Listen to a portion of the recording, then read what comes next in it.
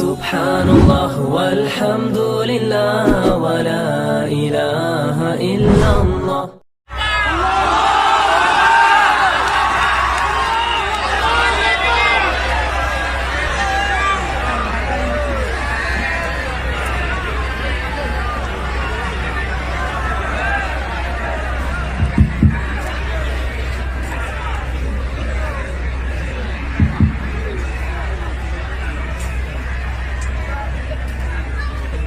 Assalamualaikum warahmatullahi wabarakatuh.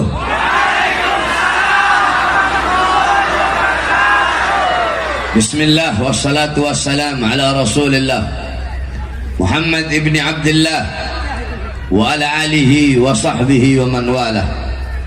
Qal Sayyidina Ali bin Abi Talib radhiyallahu an, inna Rasulullah sallallahu alaihi wasallam fi akhir nafsi harragat syafataihi marrataini faalgaitu sam'i fasami'tuhu yaqul ummati ummati ummati faqubida Rasul sallallahu alaihi wasallam. Apa kata Sayyidina Ali bin Abi Talib?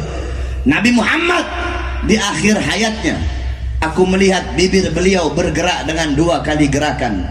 Kemudian aku dekatkan telingaku, aku mendengar beliau berkata, ummati ummatku, ummati ummatku, ummatku. Kemudian meninggal Nabi Muhammad SAW. Ketika itu Allah berkata kepada Jibril, wahai Jibril, turunlah engkau, sampaikan kepada Muhammad, apakah Muhammad memilih dunia atau memilih aku? Kalau dia memilih dunia, sampaikan kepadanya, akan aku panjangkan umurnya. Tapi kalau dia memilih aku, sampaikan kepadanya, hari ini akan datang kematiannya. Turun Jibril alaihissalam. Ketika itu Rasulullah berada di atas kasur, sedang dalam keadaan sakit di rumah Sayyidatuna Aisyah. Apa kata Jibril? Ya Rasulullah, Tuhanmu memberikan kepadamu 2 pilihan. Apakah kau akan memilih dunia atau memilih Allah subhanahu wa ta'ala? Apa kata Jibril? Apa kata Nabi? Apa jawabnya Nabi? Tentu aku lebih memilih Allah subhanahu wa ta'ala. Sampaikan kepada Tuhanku, aku lebih memilih Allah daripada dunia, karena dunia bukanlah tempatku. Tempatku ketika ruhku berpindah kepada Allah, maka itu adalah tempatku yang sebenarnya. Maka Jibril membawa pesan Nabi Muhammad. Allah berkata kepada Israel, wahai Israel, turunlah engkau dengan perintahku, pasanglah sebaik-baiknya wajah, pasanglah sebaik-baiknya senyuman. Engkau turun, engkau akan mencabut nyawa makhluk yang paling mulia. Engkau izin dulu kepadanya, mau tidak dia dicabut nyawanya? Kalau dia mau, kau cabut. Kalau dia tidak mau, maka jangan kau cabut, kembalilah engkau kepadaku. Turun malaikat Israel dengan perintah Allah.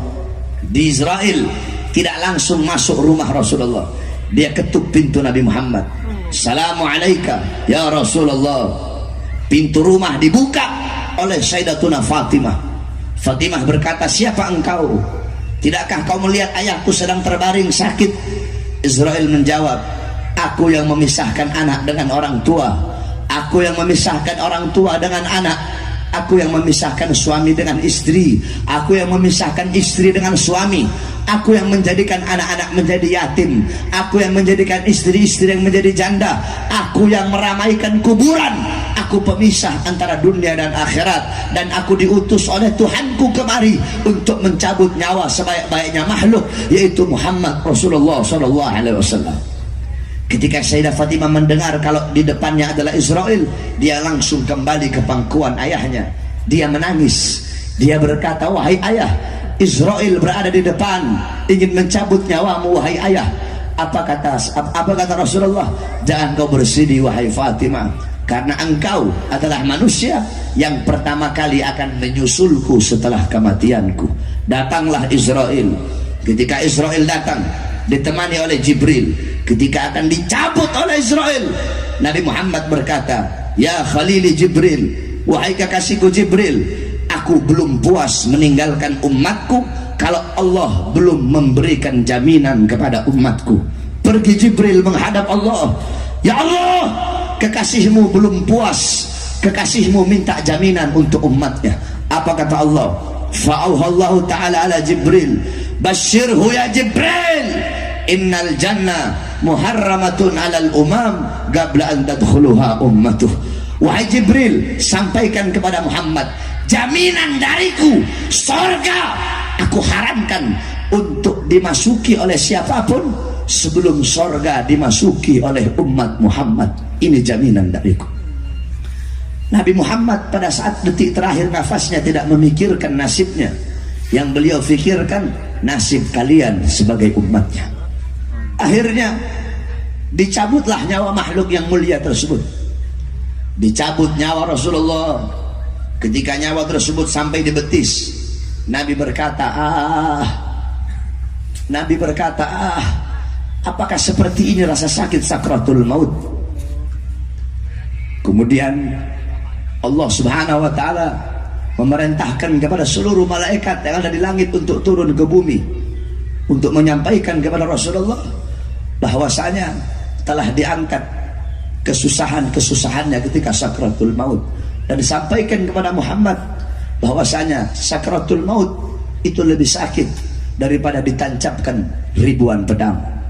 Kemudian Nabi Muhammad berkata, apakah rasa sakit seperti ini juga yang nanti akan dialami oleh umatku ketika sakratul maut?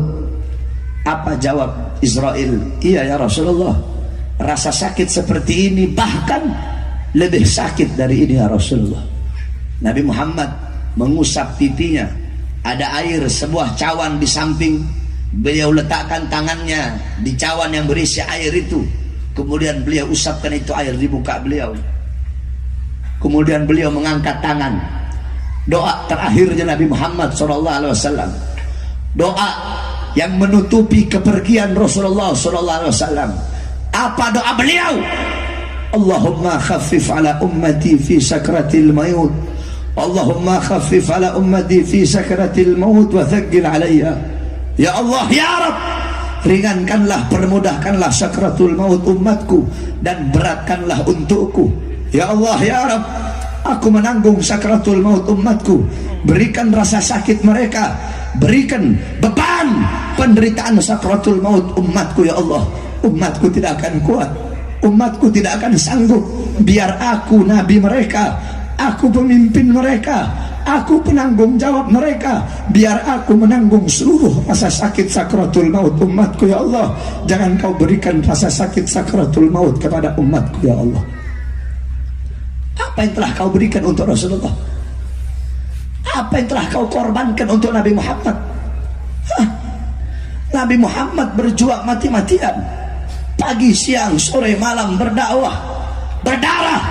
Demi siapa? Demi kalian. Agar apa? Agar iman sampai, agar Islam sampai, agar takwa sampai, agar syariat Islam sampai, agar masjid sampai, agar ulama sampai, agar Al-Quran sampai, agar ilmu, amal, adab, warok sampai, ikhlas sampai, takwa sampai, amar ma'ruf sampai, jihad sampai, nahi mungkar sampai kepada kalian. Itu semua berkat perjuangan Rasulullah.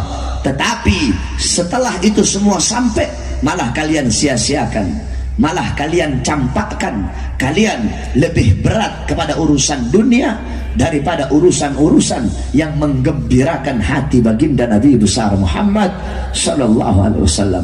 Oleh karenanya, saudara-saudaraku sekalian yang dimuliakan oleh Allah Subhanahu wa taala, dengan adanya acara Maulid yang mulia ini, maka jadilah kita umat Nabi yang bisa menggembirakan Nabi Muhammad. Dengan apa? Dengan mengikuti syariatnya, dengan taat kepada aturan-aturannya, dengan mengikuti sunnah-sunnah daripada baginda Nabi besar Muhammad. Jangan engkau jauh dari ulama, jangan engkau jauh dari orang-orang soleh. Kenapa? Karena para ulama itu adalah pewaris daripada keilmuan baginda Nabi besar Muhammad sallallahu alaihi wasallam. Nabi Muhammad tidak mewariskan harta, pangkat, jabatan, tahta, kekuasaan. Bukan itu warisannya Nabi. Warisannya Nabi adalah ilmu yang dibawa oleh para ulama. Oleh karenanya, jangan engkau jauh dari ulama, jangan engkau jauh dari orang-orang saleh. Tinggalkan perbuatan dosa, tinggalkan perbuatan maksiat. Tuba liman kana tarkud dunya qabla an taraktah wa bana gabrahu qabla an yadkhulah wa arda rabbahu qabla an yalqah. Sungguh beruntung, sungguh berbahagia bagi orang-orang yang meninggalkan dunia sebelum dunia yang meninggalkannya. Apa maksudnya meninggalkan dunia? Tinggalkan perbuatan dosa, tinggalkan perbuatan maksiat, tinggalkan perbuatan-perbuatan yang dilarang oleh Allah Subhanahu wa taala. Kita orang-orang sekarang sibuk dengan urusan dunia, sibuk dengan urusan harta, pagi siang sore malam cari uang, pagi siang sore malam cari harta, pagi siang sore malam melayani dunia, pagi siang sore malam jadi budak-budak dunia. Kamu bersungguh-sungguh mencari sesuatu yang telah dijamin oleh Allah, tetapi sorga yang belum dijamin kamu tidak sungguh-sungguh untuk mencarinya. Kebalik, urusan akhirat yang belum dijamin harusnya kita bersungguh-sungguh. Urusan dunia, rizki yang telah ditanggung oleh Allah harusnya biasa-biasa saja. Oleh karenanya tinggalkan dunia sebelum apa? Sebelum dunia yang meninggalkan kita. Maksudnya apa? Sebelum mati, saudara-saudara. Wabana gabrahu qabla an yadkhulah. Sungguh beruntung bagi orang-orang yang membangun kubur sebelum mereka memasukinya. Apa maksudnya bangun kubur? Maksudnya membangun kubur bukan berarti menggali kubur, tetapi siapkan bekal-bekal untuk kau bawa ke dalam kubur. Karena dunia tempat memanen, kubur apa? Dunia tempat menanam, kubur tempat memanen. Kalau di dunia engkau menanam sesuatu yang baik, dalam kubur engkau pun akan memanen sesuatu yang baik. Dalam kubur engkau sendiri, engkau sunyi, engkau sepi, tidak ada teman, tidak ada kekasih, tidak ada orang tua menemani anak dalam kubur, tidak ada anak menemani orang tua dalam kubur, tidak ada suami menemani istri dalam kubur, tidak ada istri menemani suami dalam kubur. Dalam kubur engkau sendiri, engkau sunyi, engkau sepi. Temanmu adalah amal-amal yang engkau tanam ketika engkau hidup di dunia. Maka siapkan bekal-bekal untuk engkau bawa ke dalam kubur. Wa arda rabbahu qabla an yalqah. Dan sungguh beruntung bagi orang-orang yang ridha kepada Tuhannya sebelum dia berjumpa dengan Tuhannya. Oleh karenanya saudara-saudara sekalian yang dimuliakan oleh Allah Subhanahu wa taala, di tahun baru Islam ini 1440 Hijriah kita harus menjadi orang-orang yang hijrah. Jangan sama dengan tahun kemarin. Kalau tahun kemarin dan tahun sekarang sama, tidak bertambah ketaatan, tidak bertambah kepatuhan, tidak bertambah ketakwaan, maka berarti selama 1 tahun kemarin kita tidak mendapatkan keberkahan. Sebab kenapa? Al-barakah, keberkahan itu bukan bertambah harta, bukan bertambah umur, bukan bertambah waktu. Al-barakah tuzidukum fit ta'ah. Barakah adalah bertambahnya ketaatan dan kepatuhan kepada Allah Subhanahu wa taala. Hijrahlah engkau. Sebab ketika kita berbicara tentang tahun baru Hijriah, maka tidak akan pernah bisa dilepaskan daripada hijrah Nabi Muhammad. Sebab kenapa? Sebab Hijriah, tahun Hijriah itu diambil dari kata hijrah, sebagaimana dijelaskan para ulama dalam kitab tarikh Al-Imam Ibnu Jarir At-Tabari, dalam kitab tarikh Syiarul A'lam An-Nubala karangan Al-Imam Az-Zahabi, dalam kitab tarikh Al-Bidayah wan Nihayah karangan Al-Imam Ibnu Katsir, dijelaskan dulu orang Arab jahiliyah, bahkan sampai di zaman Nabi, sampai di zaman Sayyidina Abu Bakar, sampai di zaman Khalifah Umar bin Khattab di tahun kedua menjabat sebagai khalifah, umat Islam tidak punya tahun. Jadi umat Islam itu nggak punya tahun. Mereka pakai kalender Qamariyah berdasarkan hitungan bulan. Mereka tahu Rajab, Sya'ban, Ramadan, Syawal, Dzulqa'dah, Dzulhijjah, Muharram, Safar, Rabiul Awal, tapi tidak ada tahun. Sehingga ketika itu penamaan tahun, mereka menamakan tahun sesuai dengan kejadian terbesar yang terjadi pada tahun tersebut. Contoh, ada namanya Amul Fil, tahun gajah. Kenapa dinamakan tahun gajah? Wasummiya amal fil li'anna malikal habasyah ja'a ilal Makkah wa kana fihi filun adim lihadmil Ka'bah. Dinamakan tahun gajah karena pada tahun tersebut Raja Habasyah datang ke Mekah menghancurkan Ka'bah, membawa pasukan gajah yang besar. Sepanjang tahun kejadian terbesar adalah datangnya pasukan gajah. Makanya tahun tersebut dinamakan tahun gajah. Ada namanya Sanatul Izni, tahun izin. Kenapa dinamakan tahun izin? Karena pada tahun tersebut Nabi Muhammad diizinkan untuk hijrah. Ada namanya Sanatul Amri, tahun perintah. Kenapa dinamakan tahun perintah? Karena pada tahun tersebut Nabi Muhammad diperintahkan untuk memerangi orang-orang musyrik. Ada namanya Sanah Tajdidul Ka'bah, tahun renovasi Ka'bah. Kenapa dinamakan tahun renovasi Ka'bah? Karena kejadian terbesar sepanjang tahun itu Mekah banjir, sehingga Ka'bah ada beberapa bagian yang rusak, kemudian diperbaharui dan diperbaiki. Begitu terus setiap tahun dengan nama yang berbeda-beda. Sanatul Zilzal, Sanatul Zalazil, Sanatul Tamhis, terus sampai di zaman Khalifah Umar bin Khattab. Ketika Khalifah Umar bin Khattab menjabat sebagai khalifah di tahun kedua, ketika itu beliau menulis surat kepada Abu Musa al-Ash'ari yang isi suratnya, innahu yu'tina min amiril mu'minin kitaban maktubun fihi Sya'ban wa lam nadri ayu syai'in na'mal huwa Sya'banul madi, Sya'banul an atau Sya'ban istiqbal. Kata-kata apa dalam kitab beliau Abu Musa al-Ash'ari berkata, sesungguhnya didatangkan kepada kami sebuah tulisan yang berasal dari Amirul Mukminin Umar bin Khattab. Dalam tulisan tersebut, dalam surat tersebut tertulis bulannya bulan Sya'ban, tapi kami tidak tahu apa yang harus kami lakukan. Apakah Sya'ban tahun kemarin, Sya'ban tahun sekarang, atau Sya'ban tahun depan? Karena tidak ada tahunnya ketika itu, hanya tulis Sya'ban. Nggak tahu Sya'ban tahun kemarin, Sya'ban tahun sekarang, atau Sya'ban tahun depan. Ketika Sayyidina Umar mendengar tersebut, beliau berkata apa? Do'u linnas syai'an li'arifunahu. Letakkan bagi manusia sesuatu yang dimana dengan sesuatu itu manusia bisa mengenal. Maksudnya apa? Bikin kalender, bikin tahun buat umat Islam. Fa'istasyara Umar ma'al ashab. Kemudian Sayyidina Umar bin Khattab bermusyawarah dengan para sahabat. Ketika beliau bermusyawarah, ada sahabat yang usul, tetapkan tahun umat Islam mulai dari lahirnya Nabi Muhammad.